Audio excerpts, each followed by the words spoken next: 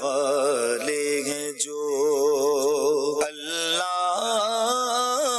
سے ملا دیتے ہیں۔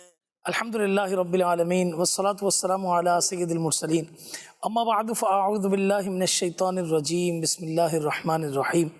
الصلاة والسلام علیک یا رسول اللہ وعلی آلک واصحابک یا حبیب اللہ۔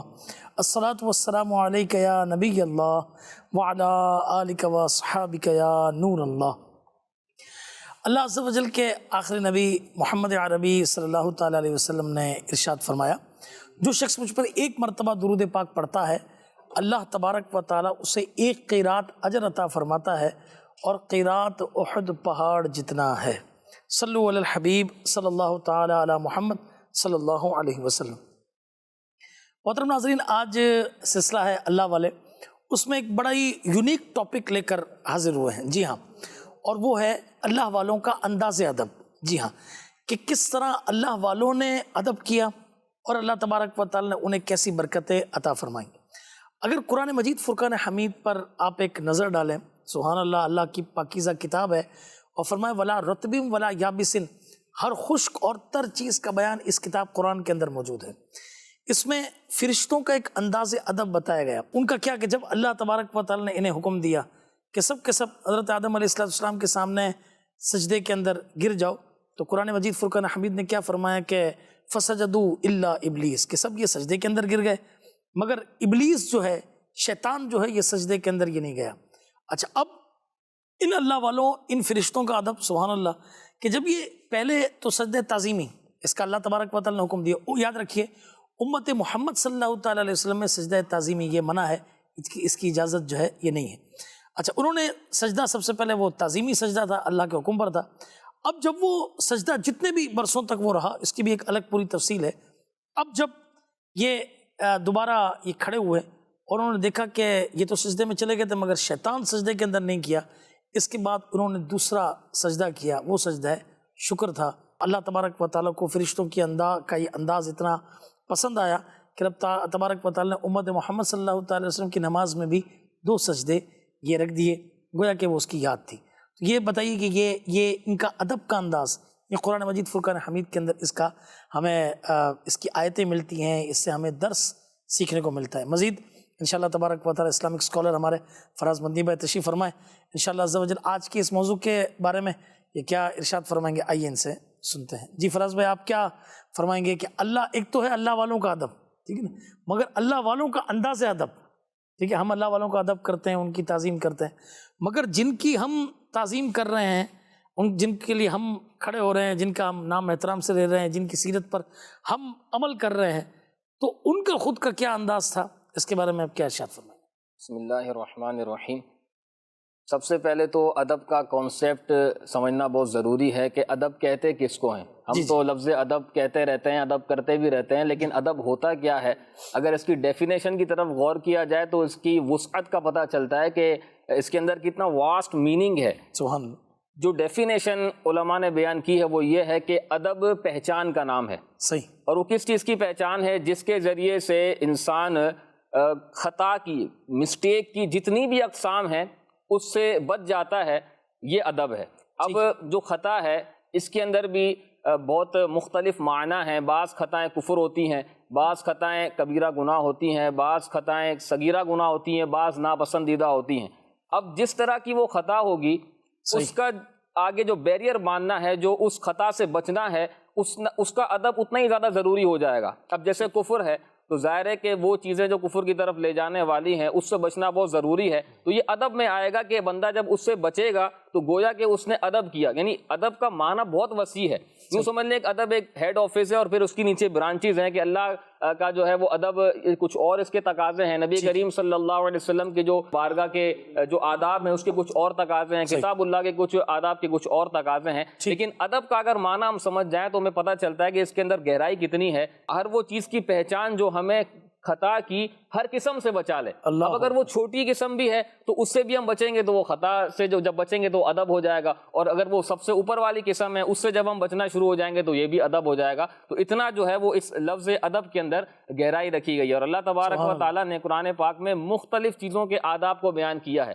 اللہ تبارک و تعالیٰ فرماتا ہے سورہ حج کے اندر وَمَن يُعَظِّمْ شَعَائِرَ اللَّهِ فَإِنَّهَا مِن تَقْوَى الْقُلُوبِ. کیا بات ہے, فرمایا کہ جو اللہ کی نشانیوں کا ادب کرتا ہے, تعظیم کرتا ہے, تو یہ دلوں کی پرہیزگاری میں سے ہے. اور تفاسیر کرنے والے علماء نے لکھا ہے کہ دل جو ہے یہ پرہیزگاری کا مرکز ہے.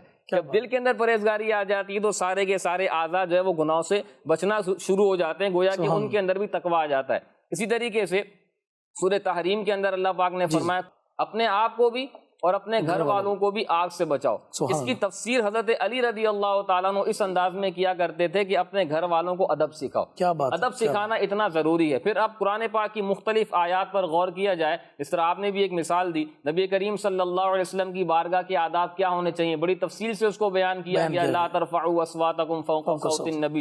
اس کے بعد اور مقامات پر بھی نبی کریم صلی اللہ علیہ وسلم کا ادب کرنے, تعظیم کرنے کا حکم ارشاد فرمایا گیا وتعزروه وتوقروه, کہ نبی کریم صلی اللہ علیہ وسلم کا ادب کرنا ہے, ان کی تعظیم بجا لانی ہے. تو مختلف مقامات پر مختلف جو ہے وہ انداز ادب ہمیں سکھائے گئے. اب جب قرآن پاک کے اندر ادب سکھایا جا رہا ہے تو ظاہر ہے کہ جو اللہ والے ہوتے ہیں وہ تو قرآن پر عمل کرنے والے ہوتے ہیں, ان کا سارا وجود جو ہے وہ قرآن و حدیث کا عامل ہوتا ہے. ظاہر ہے کہ اللہ تبارک و تعالیٰ کے جو نیک بندے ہیں وہ بھی اس انداز میں ادب کیا کرتے تھے کہ کافر بھی مثالیں دیا کرتے تھے. جیسے عروہ بن مسعود رضی اللہ تعالیٰ عنہ کا بڑا مشہور واقعہ ہے کہ جب آپ ایمان نہیں لائے تھے اور صلح حدیبیہ کا موقع تھا تو آپ کہنے لگے, جب آپ نے صحابہ کرام کا انداز دیکھا کہ وضو کا پانی بھی نیچے نہیں آنے دے رہے اور آپ صلی اللہ علیہ وسلم کا جو لعاب مبارک ہے اس کو بھی وہ اپنے جسموں سے لگا رہے ہیں, تو عروہ بن مسعود رضی اللہ عنہ کہنے لگے ابھی ایمان نہیں لائے تھے, اس سے پہلے فرما رہے ہیں کہ میں کیسر و کسریٰ اور بڑے بڑے بادشاہوں کی بارگاہوں میں گیا ہوں, وہاں درباروں میں گیا ہوں, میں نے کہیں ایسا ادب نہیں دیکھا جس طرح محمد صلی اللہ علیہ وسلم کے صحابہ جو ہے وہ نبی کریم صلی اللہ علیہ وسلم کا ادب کرتے ہیں.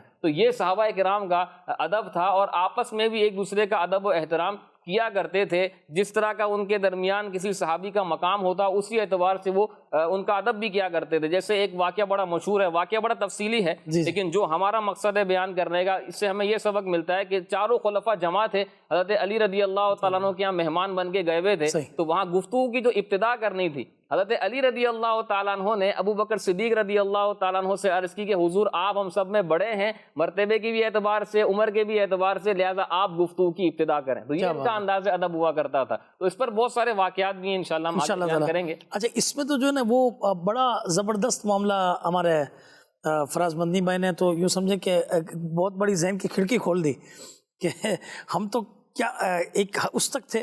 اگر آپ دیکھیں تو اللہ تبارک و تعالیٰ کے شاعر, اس کی نشانیوں کی تعظیم آپ دیکھیں تو قرآن مجید فرقان حمید میں اللہ تبارک و تعالیٰ نے جو مقدس مہینے ارشاد فرمائے جن میں سے ایک ذوالقعدۃ الحرام, ٹھیک ہے, اور فرمائے کہ منہا اربعۃ حرم, کہ بے شک 4 مہینے حرمت والے ہیں, اور اس میں اس کا ادب کس طرح بیان فرمائے کہ ان مہینوں کے اندر اپنی جانوں کے اوپر ظلم نہ کرو. یہ بھی ایک انداز ادب ہی ہے کہ جو مسلمانوں کو سکھایا گیا. اچھا, اسی طریقے سے آپ دیکھیں تو کتاب اللہ کا ادب, یہ اللہ والے سبحان اللہ, سیدنا فاروق اعظم رضی اللہ تعالیٰ کے بارے میں کہ وہ چوم کر اسے آنکھوں سے لگاتے, سیدنا عثمان غنی رضی اللہ عنہ کے حوالے سے بھی ہے. اچھا, اب یہ تو پورا ایک الگ سلسلہ ہے. اور اگر آپ نبی کریم صلی اللہ تعالیٰ علیہ وسلم کا ادب کا معاملہ یہ صحابہ کرام علیہم رضوان کا دیکھیں, سبحان اللہ, تو کیا صحابہ, کیا دیگر انبیاء. اگر آپ انبیاء کا دیکھیں تو شب معراج کتنا زبردست ادب یہ نظر آ رہا ہے کہ سارے انبیاء جو ہے وہ پیچھے کھڑے ہیں اور نبی کریم صلی اللہ تعالیٰ علیہ وسلم نے امامت فرمائی. یہ بھی تو ایک انداز ادب ہی تھا نا, کہ جس کا ڈسپلے یہ مسجد اقصیٰ کے اندر جو ہے نا وہ کیا گیا. تو حضرت یہ کافی ساری چیزیں جو میرے ذہن میں بھی تھیں وہ بیان کی. آپ تھے صحابہ کرام علیہ رضوان کے واقعات کے اوپر, تو مزید آپ کیا اس حوالے سے ارشاد فرمائیں؟ دیکھیں, ادب جو ہے نا اس کا دائرہ ویسے بہت وسیع ہے. جیسے میں نے تعریف بیان کی اسی سے پتہ چلتا ہے. اب یہ ہے کہ صحابہ کا اپنا ادب ہوا کرتا تھا, تابعین کا انداز ادب کچھ اور ہوا کرتا تھا. ہم جتنا ممکن ہوگا اس کو ڈسکس کریں گے اور سمجھیں گے کہ وہ اللہ والے اتنا ادب کیا کرتے تھے ہر چیز کا, جس کا ادب کرنے کا قرآن و حدیث میں حکم ہے یا جس کا تقاضا ہے کہ اس کا ادب کیا جائے, وہ اس کا ادب کیا کرتے تھے. تو ہمیں اس سے جو ہے وہ اپنے لیے کچھ مدنی پھول سیکھنے کو ملیں گے کہ ہمیں جو ہے وہ موقع بہ موقع اور وقتاً فوقتاً کتنا ادب کرتے رہنا چاہیے. حضرت ثابت بنانی رضی اللہ تعالیٰ عنہ یہ تابعی بزرگ ہیں, اور بہت زبردست عالم دین اور اللہ والے تھے.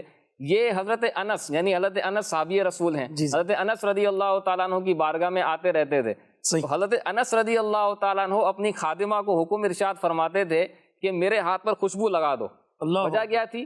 فرمانے لگے کہ ثابت بنانی جب آئیں گے تو ہاتھ چومے بغیر نہیں جائیں گے. یعنی ان کی حاضری کا انداز یہ ہوا کرتا تھا کہ حاضر ہوتے تھے اور ہاتھ چومے بغیر وہ آگے گفتگو ہی نہیں کرتے تھے. تو حضرت انس رضی اللہ تعالیٰ عنہ کہنے لگے کہ وہ ہاتھ چومے بغیر تو جائیں گے نہیں, لہٰذا آپ جو ہے وہ میرے ہاتھ پر خوشبو لگا دیں. اب یہ تو ثابت بنانی رضی اللہ تعالیٰ عنہ کا انداز ادب تھا صحابی رسول کا. اور اگر حضرت انس کا بھی انداز دیکھیں کہ انہوں نے کیسا اس انداز کو لیا کہ یہ نہیں کہا کہ مطلب جھڑک دیا یا بھئی ہاتھ نہیں چوما کرو. اگر وہ عقیدت سے چوم رہے ہیں تو ان کی ایک سمجھ لیں کہ خیر خواہی کا جذبہ ان کے اندر موجود تھا, لیکن سمجھنے کو یہ بات مل رہی ہے کہ انہوں نے بھی اس کا اہتمام کیا کہ اپنے ہاتھ پر خوشبو لگوائی تاکہ ان کو جو ہے وہ کسی قسم کا معاملہ نہ ہو. اور دوسرا دیکھیں اس میں کتنی سیکھنے کی بات ہے کہ وہ معظم دینی افراد, وہ دینی لوگ کے جن کے لوگ ہاتھ چومتے ہیں, تو پھر they have to care for their hands also.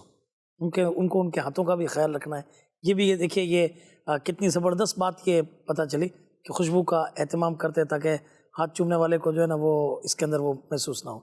اچھا دوسری بات یہ پتہ چلی فراز بھائی کی بات سے کہ ہم جو بڑوں کا ادب کرتے ہوئے ہاتھ چومتے ہیں تو یہ آج کا رائج کردہ نہیں ہے. بالکل یہ پرانا یوں سمجھے کہ حضرات صحابہ کرام علیہ رضوان کے دور سے یہ چلا آ رہا ہے. جی صحابہ کرام بھی دستبوسی کیا کرتے تھے, یعنی اس سے بھی پہلے کا انداز ہے. تو میں نے انداز تابعی بیان کیا ہے, صحابہ کرام کا بھی یہی معمول ہوا کرتا تھا. پھر آپس میں صحابہ کرام کا انداز کیا ہوا کرتا تھا ادب کرنے کا, یہ بھی ایک اس کا واقعہ عرض کرتا ہوں. حضرت زید رضی اللہ تعالیٰ عنہ یہ جب گھوڑے پر سوار ہوتے تھے یا کھچر پر سوار ہوتے تھے تو ابن عباس رضی اللہ تعالیٰ عنہما جو تھے یہ ان کے شاگرد تھے, ان کے پاس علم دین سیکھنے جایا کرتے تھے. اب آپ شاگرد کا بھی ادب ملاحظہ کریں اور استاد کا بھی ادب ملاحظہ کریں. ابن عباس رضی اللہ تعالیٰ عنہ کا یہ انداز ہوا کرتا تھا کہ جب آپ علم دین سیکھنے زید بن ثابت رضی اللہ تعالیٰ عنہ کی بارگاہ میں جاتے تو کھٹکھٹاتے نہیں تھے, دروازہ نہیں کھٹکھٹاتے تھے, وہیں پر آرام کرتے تھے. اور کبھی کبھار تو ایسا ہوتا کہ آپ کے کپڑوں پہ گرد لگ جایا کرتی تھی. زید بن ثابت رضی اللہ عنہ باہر تشریف لاتے, دیکھتے کہ ابن عباس رضی اللہ تعالیٰ عنہ موجود ہیں تو کہتے کہ آپ نے دروازہ کیوں نہیں کھٹکھٹایا؟ تو آپ فرماتے تھے کہ میں نے آپ کے ادب کی وجہ سے کہ آپ تشریف لائیں گے تو پھر میں آپ سے علم دین سیکھ لوں گا. اچھا ایک اور واقعہ کتابوں کے حالانکہ آپ دیکھیں تو مدری چینل کے ناظرین کو مرض کریں, حضرت عبداللہ ابن عباس رضی اللہ تعالیٰ عنہ یہ نبی کریم صلی اللہ تعالیٰ علیہ وسلم کے چچا کے بیٹے ہیں. جی ہاں. اچھا آج تو کوئی کسی کا کزن ہو تو وہ فلاں سمائے بھائی فلانے کا میں کزن ہوں, یہ اللہ کے رسول کے چچا کے بیٹے ہیں. نبی کریم علیہ السلام کی ان سے اتنی محبتیں, اتنے واقعات کے دینے کے معاملے میں ایک مرتبہ آپ نے وہ کیا تو عرض کی یا رسول اللہ صلی اللہ علیہ وسلم میرا جو حق ہے وہ مجھے آپ عطا فرمائے. اور کتنی ایسی باتیں وہ تھیں اور کتنا علم اللہ کے حبیب علیہ السلام سے حضرت عبداللہ ابن عباس رضی اللہ تعالیٰ عنہ کو حاصل ہوا. مگر اس کے باوجود ان کا استاد کا ادب کیسا تھا؟ تو یہ اللہ والوں کے انداز, یہ کیسے ادب کے انداز یہ ہوا کرتے تھے. امیر معاویہ رضی اللہ تعالیٰ عنہ کا ایک واقعہ ہے کہ ایک شخص جو ہے وہ ان کی بارگاہ میں حاضر ہوا تو امیر معاویہ رضی اللہ تعالیٰ عنہ نے اس کو فرمایا کہ آپ امام حسین رضی اللہ تعالیٰ عنہ کی مجلس کو اگر تلاش کرنا چاہتے ہیں کہ وہ کون سی ہے تو آپ ایسے مقام پر جائیں, فلاں مقام پر جائیں, اور وہاں آپ دیکھیں گے کہ ان کی محفل کے اندر بڑی ادب کے ساتھ لوگ علم دین سیکھ رہے ہوں گے اور بالکل خاموشی کا ایک عالم ہوگا. یعنی جو سننے والے ہیں, جو سیکھنے والے ہیں, ان کی حرکت آپ محسوس نہیں کریں گے, بالکل ان کا ہلنا جلنا جس طرح نارملی بندہ کرتا ہے وہ اس ادب کے ساتھ علم دین سیکھ رہے ہوں گے. تو آپ سمجھ جانا کہ یہ امام حسین رضی اللہ تعالیٰ عنہ کی مجلس اور محفل ہے علم دین کی. تو یہ انہوں نے وہاں پر ان کو ریفر کیا, تو یہ بھی ان کا ایک انداز ادب تھا کہ ان کی بارگاہ کی طرف ریفر کیا. اور امام حسین رضی اللہ تعالیٰ عنہ کی مجلس کا یہ ادب تھا کہ آپ علم دین جب پڑھاتے تھے یا طلبہ پڑھتے تھے تو وہاں پر ادب جو ہے وہ بہت زیادہ اس کا ملحوظ رکھا جاتا تھا. تو بہت سارے واقعات ہیں, اگر ذکر کرنے جائے بندہ تو دل چاہتا ہے کہ بندہ سنتا ہی چلا جائے, پڑھتا ہی چلا جائے. امام مالک اس میں آپ نے جب حضرت امام حسین رضی اللہ عنہ کا تذکرہ کیا تو مجھے وہ حدیث پاک یاد آ گئی. اس میں کچھ غلطی کروں تو میری اصلاح بھی آپ کیجیے گا کہ اپنے اولاد کو جو ہے نا وہ 3 باتوں کی تعلیم دو. ان کو 3 ادبو تو ہے ہی لفظ باقاعدہ اس کے اوپر, یعنی تعلیم دو. اب پہلا یہ فرمایا نا کہ میری محبت, حضور علیہ السلام نے فرمایا. اس کے بعد میری آل کی محبت, اور اس کے بعد فرمایا تلاوت ہے قرآن. یہ 3 چیزیں جو ہے اس کی اپنی اولاد کو یہ تعلیم دو. تو کیا پتہ چلا کہ یہ ایک ادب کا اور یہ ایک سکھانے کا یہ انداز یہ ایک پچھلا آ رہا ہے. نبی کریم علیہ السلام کے دور سے یہ سلسلہ یہ جاری ہے. اچھا اور اگر یہ ہم نبی کریم علیہ السلام کی ذات, علماء کی ذات کا اگر ہم وہ لیتے ہیں تو ایک عاشقوں کے دل میں ایک بڑا ادب جو ہے وہ مدینہ طیبہ کا بھی ہے، اور بڑے انداز ہیں مدینہ کے ادب کرنے کے۔ امام مالک رحمۃ اللہ تعالیٰ علیہ یہ ادب مدینہ کی وجہ سے ادب کہیں مدینہ چھوڑ کر نہیں جاتے تھے کہ انتقال یہیں کرنا ہے۔ اچھا، امام اعظم حنیفہ رحمۃ اللہ تعالیٰ علیہ ادب مدینہ کی وجہ سے، یعنی یہاں پہ مدینہ میں کہیں مجھ سے کوئی خطا نہ ہو جائے تو کم قیام کرتے تھے تاکہ زیادہ خطائیں مجھ سے نہ ہوں۔ یہ بھی ان کے اپنے اپنے یہ انداز تھا۔ تو اس حوالے سے آپ کیا ارشاد فرمائیں گے؟ دیکھیں، ہر عالم کا یا جو علم رکھنے والا ہوتا ہے، جو معرفت رکھنے والا ہوتا ہے، ان کا اپنا اپنا انداز ہوتا ہے۔ یعنی ایسے بھی واقعات ملتے ہیں کتابوں کے اندر لکھے ہوئے ہیں کہ ایک شخص جو ہے وہ وہاں مسجد نبوی شریف میں حاضر تھا، اور اس نے دیکھا کہ ایک جو ہے وہ بزرگ آئے، انہوں نے بڑا زبردست قسم کا لباس پہنا ہوا تھا، اور بڑے اچھے انداز میں، وہ اس طرح بادشاہوں کا لباس ہوتا ہے وہ پہن کر مسجد نبوی میں حاضر ہوئے۔ اچھا، اسی کے مقابلے میں ایک اور کو دیکھا جو وہ بھی بزرگ تھے، تو وہ بڑی عاجزی اور بالکل سادہ لباس کے ساتھ جو ہے وہ حاضر ہوئے۔ تو اب یہ عشق کے انداز ہیں، اس پر ہم تنقید نہیں کر سکتے کہ فلاں نے ایسا کیوں کیا اور فلاں نے ایسا کیوں کیا۔ وہ عالم دین ہے، ان کو پتہ ہے کہ کیا کرنا ہے، کس طرح کرنا ہے۔ تو اب جب ان سے پوچھا گیا کہ جنہوں نے بادشاہوں جیسا اور زبردست قسم کا لباس پہنا ہوا تھا، تو وہ فرمانے لگے کہ میں نبی کریم صلی اللہ علیہ وسلم کی بارگاہ میں حاضر ہوں، یہاں کی بارگاہ کے اپنے آداب ہیں، تو کیا میں اس طرح مطلب ہلکے پھلکے کپڑے پہن کے حاضر ہو جاؤں؟ یہاں کا ادب ہے، تو میں ادب کی وجہ سے ایسا لباس پہن کر آیا ہوں، خوشبو لگا کر اور زبردست قسم کا لباس پہن کر۔ اور جب ان سے پوچھا گیا تو انہوں نے فرمایا کہ حضرت یہ عاجزی کا مقام ہے، میں اس لیے عاجزی والے لباس پہن کر آیا ہوں۔ تو دونوں کا انداز جو ہے اپنی اپنی جگہ زبردست اور درست ہی ہے، لیکن ہر کسی کو جو ہے وہ اس کی کیفیت الگ ہوتی ہے۔ اب جیسے امیر علیہ سنت مدنی مذاکرے میں فرما رہے تھے کہ مجھے سبز گھاس پر چلنا جو ہے وہ پسند نہیں ہے، کیوں؟ سبز گنبد کی نسبت کی وجہ سے۔ لیکن پھر آخر میں آپ نے کتنی وضاحت فرمائی کہ شرعاً جائز ہے، میں اس کو جائز سمجھتا ہوں، لیکن صرف نسبت مدینہ کی وجہ سے، گنبد خضرا کی نسبت کی وجہ سے میں چلنا پسند نہیں کرتا۔ تو یہ عاشقوں کا انداز ہوتا ہے۔ آپ دیکھیں امام مالک رضی اللہ تعالیٰ عنہ کا جو انداز تھا، آپ سے کسی نے سوال نہیں کیا کہ حضرت یہ کون سی حدیث میں لکھا ہے، تو یہ کون سی کتاب میں لکھا ہے۔ یہ وہ ادب کے جو شریعت سے نہیں ٹکرا تھا، بلکہ وہ ادب کے جو ثواب دلانے والا ہے، آخر میں بخشش کروانے والا ہے، اس کے متعلق یہ نہیں پوچھا جاتا کہ یہ کون سی حدیث سے ثابت ہے اور کون سی روایت میں آیا ہے۔ یہ اللہ والوں کے انداز ہوتے ہیں۔ کوئی ایسا ہوتا ہے کہ ننگے پاؤں جو ہے وہ چلنا پسند کرتا ہے۔ بعض ایسے واقعات ملتے ہیں کہ نبی کریم علیہ الصلوۃ والسلام کی وفات کے بعد اللہ پاک کی بارگاہ میں دعا کی کہ یا اللہ ان آنکھوں کو واپس لے لے، کہ ان آنکھوں سے جن محبوب کا ہم دیدار کیا کرتے تھے تو اب ہم دیدار تو نہیں کر پائیں گے، اب ان آنکھوں کا مصرف ہی کیا ہے، یا اللہ تو ان آنکھوں کو واپس لے لے۔ اب کوئی ان سے سوال کرے گا صحابی رسول سے کہ یہ کون سی حدیث تھی اور کون سی روایت تھی؟ تو یہ اللہ والوں کا انداز ہے، اس پر جو ہے وہ تنقید نہیں کی جا سکتی جب تک وہ شریعت سے نہ ٹکرائے۔ اور ظاہر ہے کہ جو اللہ والے ہوتے ہیں وہ ایسا کام ہی نہیں کرتے کہ جو شریعت سے ٹکراتا ہو، تو وہ جو کر رہے ہیں اس سے ہمیں سیکھنا چاہیے، نہ کہ ہم تنقید کریں کہ یہ کون سا روایت میں ہے تو یہ کیسے ہو گیا۔ ہم بھی انشاءاللہ اللہ والوں کے طریقے پر چلتے ہوئے اس ادب کو اپنائیں گے تو انشاءاللہ آخرت میں ہم بھی سرخرو ہو جائیں گے۔ اور امیر علیہ سنت نے فرمایا کہ مجھے امید ہے کہ انشاءاللہ یہ انداز مجھے آخرت میں جو ہے وہ سرخرو کرے گا۔ یہ اللہ والوں کے انداز ہیں۔ اچھا، اب اس میں جیسے فراز میں نے بات کی کہ کچھ افراد ایسے ہیں کہ جو ننگے پاؤں چلتے ہیں۔ اب حضرت سیدنا بشر حافی رحمۃ اللہ تعالیٰ علیہ، حافی کا معنی ہی ننگے پاؤں چلنے والا ہے، وہ اللہ تبارک و تعالیٰ کی تعظیم اور اس کی ہیبت کی خاطر کہ اللہ کی زمین ہے، ٹھیک ہے نا، اللہ کی زمین ہے، تو میں اللہ کی زمین کے اوپر میں چپل پہن کر کیسے چلوں؟ یہ ان کا انداز ادب تھا۔ اچھا، انہوں نے جو ہے وہ چپل پہننا چھوڑ دیا، انہوں نے چپل پہننے چھوڑے، وہاں پر ان کے شہر کے جتنے چوپائے تھے کبھی بھی جو ہے نا یہ راستے کے اندر کبھی بھی گوبر نہیں کرتے تھے، کہ کیوں؟ کیونکہ اللہ کے ولی حضرت بشر حافی رحمۃ اللہ تعالیٰ کہاں سے یہ کہاں سے کہیں سے تشریف لائیں، تو ایسا نہ ہو کہ ہمارے گوبر کرنے کی وجہ سے انہیں تکلیف ہو۔ اب آپ دیکھیے کہ جس نے اللہ کا ادب کا ایسا انداز اختیار کیا، وہ جانور کہ جن کو آپ کیا کہیں گے، ان میں دماغ یہ کچھ بھی یہ صلاحیت اور معاملات نہیں، اور ان کے دل میں اللہ نے یہ بات ڈال دی، تو آپ مجھے بتائیں کہ ایک عاشق رسول یہ جب ادب کرے گا تو اسے کیا برکتیں ملیں گی؟ اس کا بیک گراؤنڈ بھی دیکھیں، حافی رحمۃ اللہ تعالیٰ وہ بھی ادب کا ہی آپ ارشاد فرمائیں۔ آپ جو ہے وہ ایک مرتبہ، چونکہ جب آپ توبہ سے پہلے آپ شراب پیا کرتے تھے تو آپ کسی مقام پر گزر رہے تھے تو وہاں پر بسم اللہ الرحمن الرحیم کسی پرچی پر لکھا ہوا تھا، تو آپ نے ادب کی وجہ سے اس کو غالباً اوپر کسی مقام پر عطر وغیرہ لگا کر اوپر کے مقام پر رکھ دیا اور آپ اپنے کام میں چلے گئے۔ تو یہ ان کا انداز ادب تھا۔ ان کی جو ولایت کا جو سبب بنا، جو اتنے بڑے مقام کا سبب بنا کہ جانور بھی ان کے راستے میں گندگی نہیں کرتے تھے، وہ ادب ہی تھا کہ بسم اللہ الرحمن الرحیم کا آپ نے ادب کیا تو اللہ تبارک و تعالیٰ نے آپ کو اتنا بلند مقام عطا فرمایا۔ اچھا، اس میں ایک مرتبہ ایک جانور نے راستے میں گوبر کر دیا، تو ایک بزرگ رحمۃ اللہ تعالیٰ نے یہ دیکھ کر کہا انا للہ و انا الیہ راجعون، تو کس نے کہا کہ آپ نے کیوں یہ پڑھا، کیا وجہ تھی؟ آپ نے فرمایا کہ کبھی بھی شہر کے جانور راستے میں گوبر نہیں کرتے، مجھے لگتا ہے کہ کہیں ایسا نہ ہو کہ حضرت بشر حافی رحمۃ اللہ تعالی کا وصال نہ ہو گیا ہو۔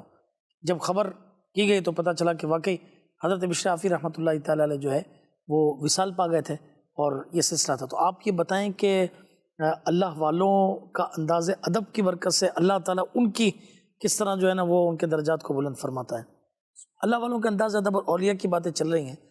جس ولی کامل کو ہم یوں سمجھے کہ ان کی ہم نسبت سے اپنے آپ کو قادری کہتے ہیں، اپنے آپ کو ہم ان کا یوں سمجھے کہ ایک مرید بننا ان کے سلسلے میں ہم پسند کرتے ہیں، سیدنا شیخ عبد القادر جیلانی رحمۃ اللہ تعالیٰ علیہ، جن کو اللہ تبارک و تعالیٰ نے کتنا بڑا مقام اور مرتبہ عطا فرمایا کہ آپ فرماتے ہیں کہ مریدی لا تخف اللہ ربی، اے میرے مرید تم خوف نہ کرو کہ اللہ تبارک و تعالیٰ یہ رب ہے۔ اچھا، اسی طریقے سے آپ نے اپنے مریدین کے لیے کتنی بشارتیں عطا فرمائی۔ اگر آپ بیک گراؤنڈ پر دیکھیں تو آپ کا زمانہ طالب علمی ہے، ٹھیک ہے نا، اور آپ کے 3 دوست ہیں، ایک اللہ والے شہر میں آئے ہیں۔ اچھا، 3 دوستوں نے کہا، اس میں سے ایک نے کہا کہ بھائی میں ایسا سوال پوچھوں گا کہ جس کا وہ جواب ہی نہ دے سکیں گے۔ دوسرے نے کہا میں ایسا سوال پوچھوں گا، دیکھتا ہوں وہ کیا جواب دیتے ہیں۔ سرکار غوث پاک رحمۃ اللہ تعالی علیہ نے فرمایا کہ میں کوئی سوال نہیں کروں گا، میں تو ان سے اکتساب فیض کے لیے جا رہا ہوں۔ اب سیدنا غوث اعظم رضی اللہ عنہ کا یہ انداز ادب، اس کی کیا برکت نصیب ہوئی۔ اب یہ تینوں دوستی وہاں پہنچے تو غالباً جو پہلا تھا اس نے وہ بھی بیٹھا تھا، دوسرا دوست بھی سیدنا شیخ عبد القادر جیلانی رحمۃ اللہ تعالی تشریف فرما ہے۔ حضور رحمۃ اللہ تعالی نے اپنے سخا کی طرف دیکھ کر کہا کہ تو یہ کہتا ہے کہ ایسا سوال پوچھے گا کہ میں جواب نہیں دے سکوں گا، سن تیرا سوال یہ ہے، اس کا جواب یہ ہے، میں یہ دیکھ رہا ہوں کہ تو جہنم کی آگ کے اندر جو ہے الٹ پلٹ ہو رہا ہے۔ اس کے بعد دوسرے کی طرف دیکھ کر کہا کہ تو نے یہ سوال پوچھا تھا اور تو یہ سوچ رہا تھا کہ میں کیا جواب دیتا ہوں، تو دیکھے گا، تو سن تیرا سوال یہ ہے اور اس کا جواب یہ ہے، میں دیکھ رہا ہوں کہ تیرے کاندھے تک یہ آگ ہے۔ اور اس کے بعد سیدنا شیخ عبد القادر جیلانی رحمۃ اللہ تعالی کی طرف متوجہ ہوئے اور فرمایا کہ اے صاحب زادے، تم مجھ سے اکتساب فیض کے لیے حاضر ہوئے ہو تو سنو، میں یہ دیکھ رہا ہوں کہ بغداد کی جامع مسجد کے ممبر کے اوپر تم بیٹھے ہوگے اور یہ کہو گے کہ قدمی ہادی علی رکبت کل ولی کی اللہ، میرا قدم ہر ولی کی گردن پر ہے، اور ہر ولی تمہارے آگے جو ہے وہ اپنی گردن کو یہ خم کیے ہوئے ہوگا۔ اور زمانے نے یہ دیکھا، ابن سقا یہ کسی عورت کے عشق میں مبتلا ہو گیا، عیسائی، اس نے اپنا دین اسلام بھی چھوڑ دیا، مرتد ہو گیا، معاذ اللہ واصل ہے جہنم وہ۔ اچھا، اسی طریقے سے وہ جو دوسرا جو شخص تھا وہ قاضی بن گیا، اب وہ بادشاہ کے کہے کے مطابق فیصلے کرتا، تو حضور نے فرمایا تھا کہ کاندھے تک آگ کو میں دیکھ رہا ہوں، اور وقت دیکھا کہ اللہ تعالیٰ نے کیا مقام اور مرتبہ سیدنا شیخ عبد القادر جیلانی رحمۃ اللہ تعالی کو عطا کیا۔ تو کیا تھا؟ اللہ والوں کا انداز ادب، کہ یہ ادب کیا، اس کی برکت سے اللہ تعالیٰ نے کتنا بڑا مقام اور مرتبہ عطا فرما دیا۔ کئی واقعات ایسے ملیں گے کہ جو ولایت کا سبب جو ہے وہ ادب ہی بنا ہے۔ آپ خواجہ غریب نواز رحمۃ اللہ علیہ کا واقعہ دیکھیں، جب والد کا انتقال ہوتا ہے اور آپ کے پاس جو باغ آتا ہے وہاں پر ایک دن مجذوب آتے ہیں، تو وہاں پر بھی یہی ہے کہ مجذوب کی آپ نے جو ہے وہ ادب کیا، احترام کیا، انگور کا خوشہ ان کی بارگاہ میں پیش کیا، تو اللہ تبارک و تعالیٰ کے اس ولی نے، اس مجذوب نے ایسی دعا دی کہ آج صدیاں گزر گئی لیکن خواجہ غریب نواز رحمۃ اللہ علیہ کا نام ویسا ہی ہے، بلکہ بڑھتا ہی چلا جا رہا ہے، اور قیامت تک ان کا نام جو ہے وہ روشن ہوتا ہی چلا جائے گا۔ تو اس کا بھی سبب جو ہے وہ ادب ہی ہے کہ انہوں نے اللہ والے کا ادب کیا اور وہاں سے دعائیں حاصل کی۔ تو ادب کے بغیر جو ہے وہ زندگی گزارنا ممکن نہیں ہے، بڑا مشکل ہے۔ اور علماء نے ادب کے بارے میں ایسی ایسی باتیں لکھی ہیں کہ عقلیں جو ہے وہ دنگ رہ جاتی ہیں کہ بندہ اگر ادب نہ سیکھے۔ آپ دیکھیں کہ بزرگان دین تو یہ فرمایا کرتے تھے کہ علم بعد میں حاصل کرو، پہلے ادب سیکھو، کہ جب تک ادب نہیں سیکھو گے تو تمہیں علم ہی حاصل نہیں ہوگا۔ امام مالک اور دیگر بزرگوں کا قول ملتا ہے کہ بندہ جو ہے وہ علم حاصل کرنے سے اس وقت تک عظمت نہیں پا سکتا، اس وقت تک عظیم نہیں ہو سکتا جب تک اپنے علم کو ادب سے مزین نہ کرے۔ اور عمر فاروق اعظم رضی اللہ عنہ کا بھی یہ قول ملتا ہے کہ تم علم حاصل کرنے سے پہلے ادب سیکھو۔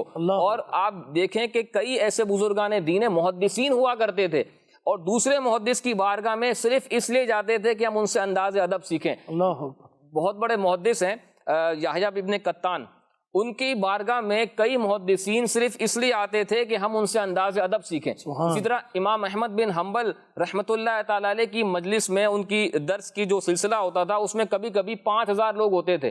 کہا جاتا ہے کہ ان 5000 میں سے کبھی کبھی صرف 500 ایسے ہوتے جو صرف حدیث سننے آیا کرتے تھے، باقی سارے جو ہے وہ انداز ادب سیکھنے آیا کرتے تھے۔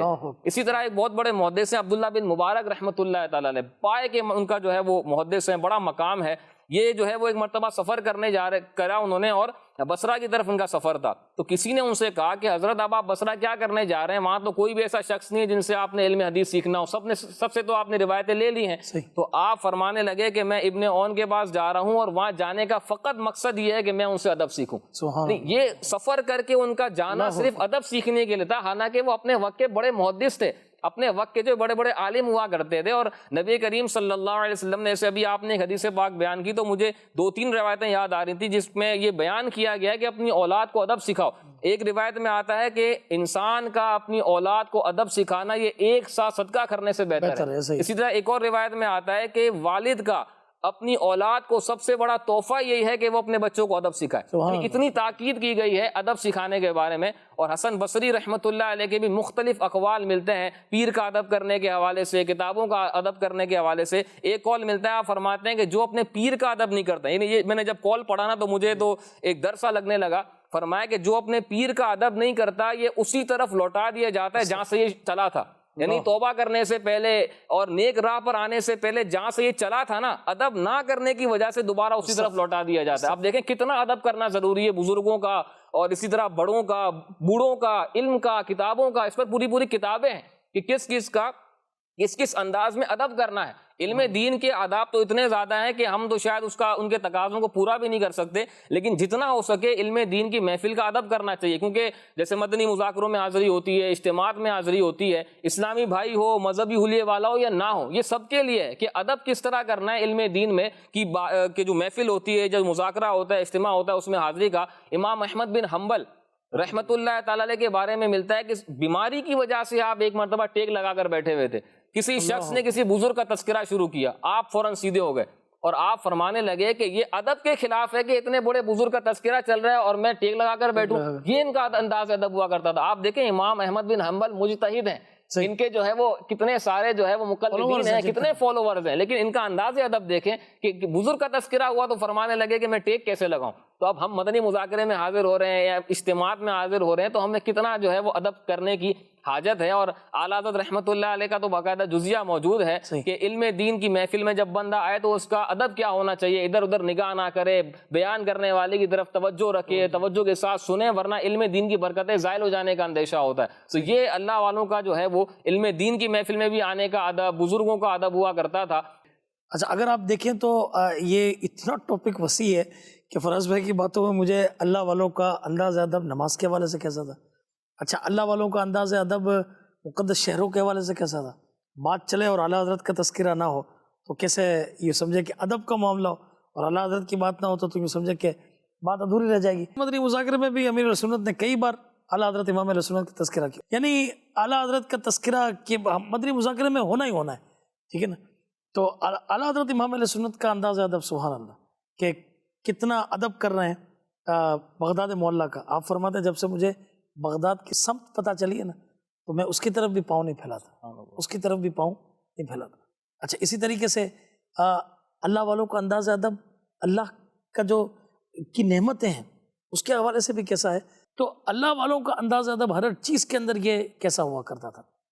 کچھ اعلیٰ حضرت امام علیہ سنت کے بارے میں پھر ہم اپنے امیر علیہ سنت کے حوالے سے کچھ باتیں کریں گے، کیا فرماتے ہیں؟ کہہ سکتے ہیں کہ ہمیں امیر علیہ سنت کے ذریعے سے اعلیٰ حضرت کا انداز ادب ہم نے سیکھا ہے، اور انہی سے ہی سارے آداب جو ہے ہمیں سیکھنے کو مل رہے ہیں کہ ہم آج ادب کے حوالے سے گفتگو کر رہے ہیں۔ تو لفظ ادب بھی امیر علیہ سنت نے ہمیں بولنا سکھایا ہے، ورنہ ہمیں کہاں آتا ہے کھانے کے آداب، پینے کے آداب۔ اگر آپ یوں لسٹ بنانے جائیں تو زندگی گزارنے کے سارے آداب ہمیں اس مدنی ماحول سے ملے، امیر علیہ سنت کے صدقے میں ملے، اور امیر علیہ سنت فرماتے ہیں کہ ہمیں جو بھی کچھ ملا ہے اعلیٰ حضرت کے صدقے میں ملا ہے۔ تو یہ پوری چین ہے کہ یہ بس جو لینے والا ہے وہ جانتا ہے۔ بس اب یوں اگر تنقیدیں کرنے بیٹھیں گے کہ یوں کیوں تو یوں کیوں، تو پھر بندہ جو ہے وہ لائن سے جو نا نکل جاتا ہے۔ اس لیے بہتر یہ ہے کہ جو اللہ والوں کا انداز ہے اس کو اپنایا جائے۔ اعلیٰ حضرت کے تو کئی واقعات ہیں، آپ مدینہ شریف کے ان کے آداب دیکھیں، یا پھر جو سادات کرام کا آداب دیکھیں کہ ہاتھ چوما کرتے تھے، ڈبل جو ہے وہ ان کو عطا کیا کرتے تھے، اسی طرح داڑھی والوں کو عطا کیا کرتے تھے، یہ ان کا انداز ادب ہوا کرتا، کتابوں کا انداز ادب۔ پھر جب کنز الایمان کو لکھنے کی باری آئی جب صدر الشریعہ نے عرض کی کہ حضرت آپ جو ہے وہ قرآن پاک کا ترجمہ کر دیں، تو اعلیٰ حضرت کی قرآن سے محبت اور قرآن کا ادب کیسا تھا کہ آپ نے فرمایا کہ یہ سارے معاملات باوضو کیسے ہو سکیں گے، اس کی چھپائی اور اس کے سارے معاملات، اس میں تو ہر بندے کو باوضو ہونا ضروری ہے۔ تو پھر صدر الشریعہ نے عرض کی تھی کہ حضرت اس کا سارا ذمہ میں لیتا ہوں، انشاءاللہ یہ سارے معاملات شریعت کے عین تقاضوں کے مطابق ہوں گے۔ تو یہ بھی آپ کا قرآن پاک سے ادب اور قرآن پاک کی محبت تھی۔ اچھا، صدر الشریعہ بدر الطریقہ جنہوں نے بار شریعت کا یہ تحفہ دیا، اگر آپ یہ دیکھیں تو انہیں بھی ادب کی وجہ سے بڑا مقام بڑھتا ہوا ملا۔ اچھا، علم دین سیکھا، اس کے بعد آپ نے حکمت سیکھی اور آپ حکمت کی طرف آ گئے۔ حضرت وسیع احمد محدث سورتی رحمۃ اللہ تعالی یہ اعلیٰ حضرت کے ہم اثر تھے۔ اچھا، ان دونوں میں ادب ایسا، سبحان اللہ، ان کی بھی یہ بات نکلی۔ تو ایک مرتبہ یہ دونوں حضرات بیٹھے ہوئے تھے اور دعوت تھی، کہیں کھانے کا سلسلہ تھا، ہاتھ دھونے کی باری آئی تو سب سے پہلے اعلیٰ حضرت رحمۃ اللہ تعالی نے فوراً ہاتھ دھو لیے، آگے ہاتھ بڑھا دیے۔ اس کے بعد وسیع احمد سورتی صاحب رحمۃ اللہ تعالی نے ہاتھ دھوئے۔ کھانے کے بعد اعلیٰ حضرت رحمۃ اللہ تعالی نے بس ضد کر کے وسیع احمد سورتی رحمۃ اللہ کے ہاتھ پہلے دھلوائے اور اس کے بعد جو ہے نا وہ خود ہاتھ دھوئے۔ تو انہوں نے اعلیٰ حضرت سے پوچھا کہ جب کھانا کھانے بیٹھے تھے آپ نے پہلے ہاتھ دھوئے اور بعد میں آپ نے ضد کر کے میرے ہاتھ پہلے دھلوائے، اس میں کیا حکمت تھی؟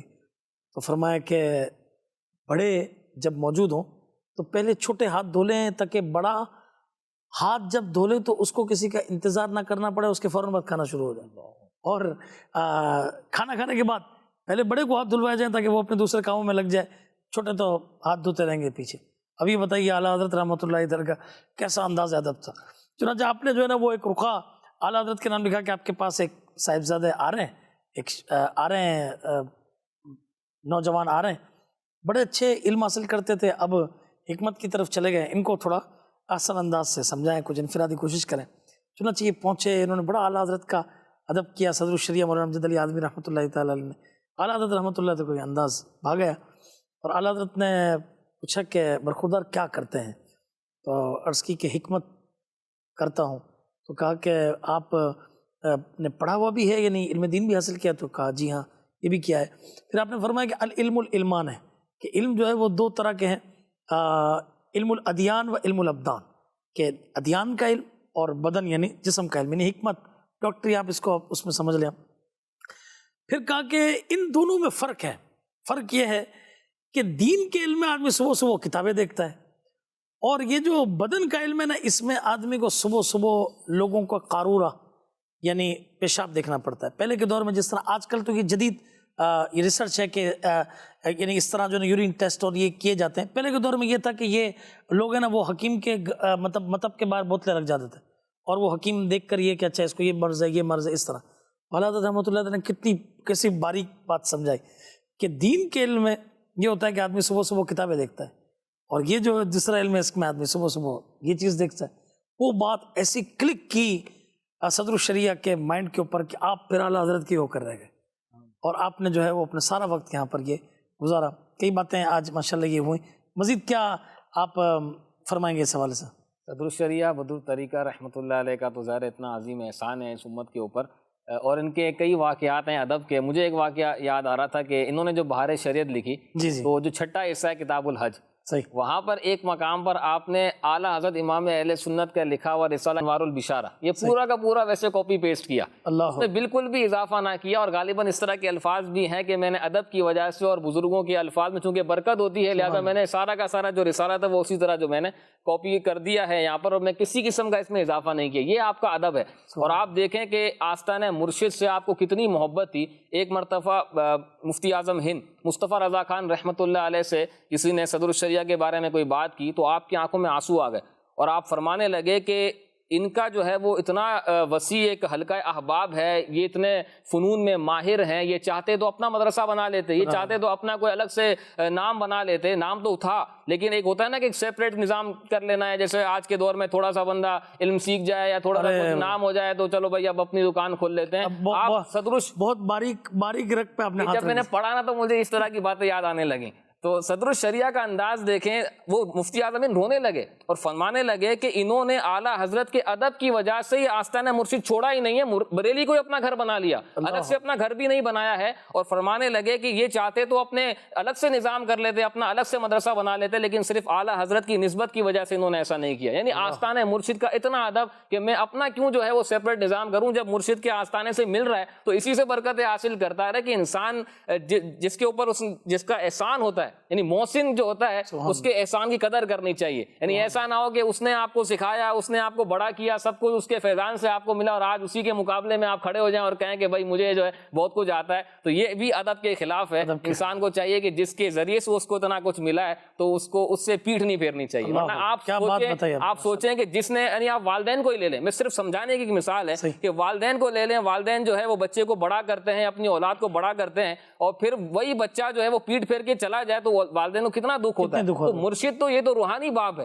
اگر آپ کو کہیں کہ یار مجھے بہت کچھ آ گیا ہے، مجھے تو بس اب ضرورت نہیں ہے، تو اور آپ پھر مرشد کو پیٹھ دکھا کر معاذ اللہ چلے جائیں، تو آپ یہ بھی تو سوچیں نا کہ پیر کو دکھ کتنا ہوتا ہوگا، پیر کے دل پہ کیا گزرتی ہوگی۔ تو یہ بھی سیکھنے کی بات ہے۔ صدر الشریعہ نے صرف بہار شریعت ہی نہیں عطا کی، اور یعنی ہم کہیں کہ ہم نے سیکھ کر جو ہے وہ بہار شریعت پوری پڑھ لی اور ہمیں فقہی جزیات یاد ہیں، عمل بھی دیکھیں کہ صدر الشریعہ کا عمل کیا تھا، اور عمل سے ہمیں مرشد کی کیسی محبت سیکھنے کو مل رہی ہے۔ سبحان اللہ، سبحان اللہ۔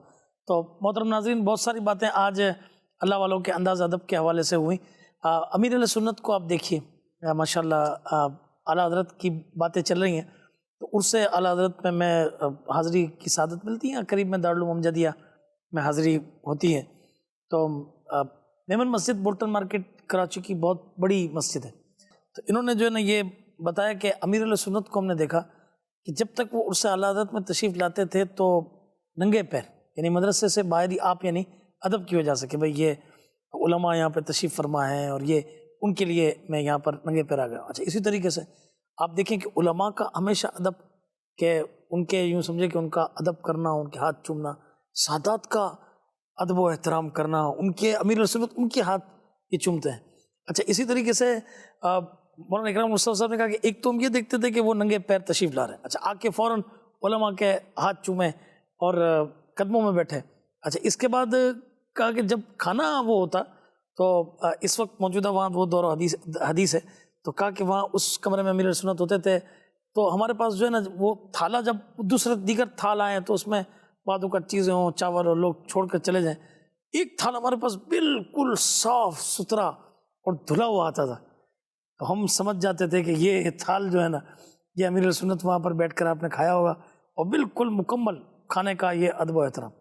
تو امیر سنت کے تو ادب کے انداز سبحان اللہ، آپ جب چلتے بھی ہیں تو کعبۃ اللہ شریف کی طرف یہ بغیر اس کی طرف پیٹ نہیں اور یوں کیے، پھر اس طرف رخ کیا، پھر چلے تو پھر دوبارہ رخ اپنے اس طرف کر کے آپ یہ سمجھے کہ چلے، بیٹھ رہے ہیں تو قبلہ روح بیٹھ رہے ہیں تاکہ اس کی برکتیں یہ حاصل ہوں۔ تو یہ امیر سنت کے ایک نہیں کئی ایسے انداز ہیں کہ جس کی بدولت جو ہے وہ آج ان سے وابستہ افراد یہ ماشاءاللہ باادب بن رہے ہیں۔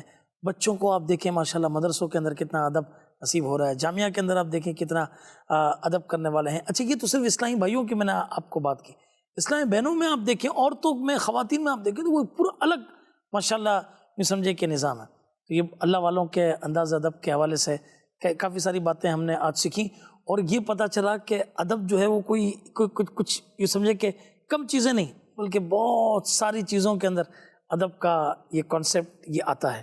کیا حضرت مدنی چینل کے ناظرین کو آخری بات کیا فرمائیں گے اس حوالے سے؟ امیر سنت کی جو ذات جیسے ہمارے سامنے موجود ہے تو ہم وقتاً فوقتاً مشاہدہ کر سکتے ہیں امیر سنت کے انداز ادب کا۔ مجھے ابھی جو یاد آئی، ویسے تو بہت سارے واقعات ہیں، بہت ساری باتیں، ایک میں آخر میں ایک بات عرض کروں گا، جیسے نام محمد پر ہم انگوٹھے چومتے ہیں، تو امیر علیہ سنت سے ایک بار مدنی مذاکرے میں سوال ہوا کہ وہ ایک ملک ہے جہاں پر یوں سینے پر ہاتھ رکھ کر سر کو جھکایا جاتا ہے، تو آپ دیکھیں طبیعت کیسی خاص ہے اور انداز کیسا ہے کہ اس انداز کو اپنا لیا، یہ بھی ایک انداز ادب ہے، اور ہے کس کا؟ سرکار علیہ الصلوۃ والسلام کے نام پاک کا ادب ہے، تو کیوں نہ اپنایا جائے؟ تو آپ نے جو ہے وہ اپنایا، اور پھر آپ کے مریدین نے بھی اپنایا، تو یہ ادب کے انداز کو اپنانے میں بھی تاخیر نہیں فرماتے، ایک انداز ادب ہے، اس کو اختیار کر لیا۔ مجھے یاد آ رہا ہے ایک بار رمضان شریف میں مدنی مذاکرے میں سوال ہوا کہ گھڑی جو ہے وہ آپ الٹے ہاتھ میں باندھتے ہیں، تو ہمارے امام صاحب کہتے ہیں کہ وہ سیدھے ہاتھ میں باندھنی چاہیے، اس لیے کہ وہ سیدھے ہاتھ پہ کام کرنا سنت مبارکہ ہے۔ مفتی احسان صاحب ساتھ ہی موجود تھے، تو مفتی صاحب سے آپ نے جب اس پر گفتگو کی تو پھر باپا نے فرمایا کہ پہلے میں ایسا کرتا ہوں اپنی گھڑی یہاں سے اتار کے سیدھے پہ پہن لیتا ہوں، کیونکہ واقعی ہر ذیشان کام سیدھی طرف سے کرنا سنت ہے. اس وہ دن ہے اور آج کا دن ہے. مجھے تو جب بھی میں نے نوٹ کیا ہے امیر علیہ سنت کی گھڑی جو ہے نا وہ سیدھے ہاتھ میں ہی ہوتی ہے. یہ بھی ایک ادب ہے اور یہ مشاہدہ کرنے والا بآسانی مشاہدہ کر سکتا ہے. مدنی مذاکروں کے ذریعے کئی ہمیں اس طرح کے معاملات مل سکتے ہیں جو امیر علیہ سنت کے انداز ادب کے ہوتے ہیں. تو بہرحال یہ ہے کہ ادب کو سیکھنا بہت ضروری ہے. بسا اوقات ادب جو ہے وہ فرض اعظم ہو جاتا ہے. کیوں؟ اس لیے کہ وہ کفر سے بچانے والا ہوتا ہے. جیسے میں نے پہلے ہی عرض کیا کہ اللہ تبارک و تعالیٰ کی بارگاہ کے بھی آداب ہیں، سرکار علیہ الصلوۃ والسلام کی بارگاہ کے بھی آداب ہیں. تو یہ وہ آداب ہیں جن کا خیال رکھنا فرض ہے. اور جو چیزیں کبیرہ گناہ میں لے جاتی ہیں، جو خطائیں، تو ظاہر ہے کہ ان سے بچنے والی جو چیزیں ہیں وہاں جب ادب کریں گے تو وہ ادب بھی بہت زیادہ اہم ہو جائے گا، فرض ہو جائے گا. تو ادب کے بھی درجے ہیں، تو ادب بھی سیکھنا پڑے گا. اور ادب کس طرح سیکھا جا سکتا ہے؟ نیک ماحول میں آنے سے سیکھا جا سکتا ہے، کتابوں کے مطالعے سے سیکھا جا سکتا ہے، اور بالخصوص بزرگوں کے طریقوں کو دیکھ کر سیکھا جا سکتا ہے. تو ہفتے کو جو مدنی مذاکرہ ہوتا ہے، اگر دل کی آنکھیں موجود ہیں تو انشاءاللہ آپ کو بہت سارے انداز ادب سیکھنے کو مل جائیں گے. ہر چیز جو ہے قبلے رخ رکھنا، یہ قبلے کا ادب ہے. ابھی پچھلے دنوں بھی مدنی مذاکرے میں کوئی کالباً چشمے کے حوالے سے امیر علیہ سنت کی بات ہو رہی تھی، تو فرمایا کہ یہ اس لیے رکھا ہے کہ وہ قبلہ اس طرف موجود ہے. تو یہ بہت سارے ایسے انداز ادب ہیں جو ہمیں مدنی مذاکرے کے ذریعے سیکھنے کو مل سکتے ہیں. لہٰذا مدنی مذاکرے کی تو آپ ضرور پابندی کریں. ابھی بھی ہم نے کتنی ساری گفتگو وہ کی جو مدنی مذاکرے سے ہم نے حاصل کی. اور دوسرا یہ کہ بہت سارا موضوع اس میں رہ گیا ہے. اگر اس کو ہم کرنے کے لیے جائیں نا کہ اللہ والوں کا انداز ادب قرآن کے حوالے سے، اللہ والوں کا انداز ادب رسول اللہ صلی اللہ علیہ وسلم کے حوالے سے، اللہ والوں کا انداز ادب علم کے حوالے سے، اللہ والوں کا انداز ادب قرآن مجید فرقان حمید کے پڑھنے کے حوالے سے، حدیث کے حوالے سے. تو یہ ہر چیز ایک الگ ٹاپک ہے. تو انشاءاللہ تعالیٰ وقتاً فوقتاً اس میں سلسلے میں اس میں نیت کرتے ہیں کہ شامل کریں گے. اللہ تبارک و تعالیٰ ہم سب کو برکت عطا فرمائے. آمین بجاہ النبی امین صلی اللہ تعالیٰ علیہ وسلم. صلو علی الحبیب صلی اللہ تعالیٰ علی محمد صلی اللہ علیہ وسلم.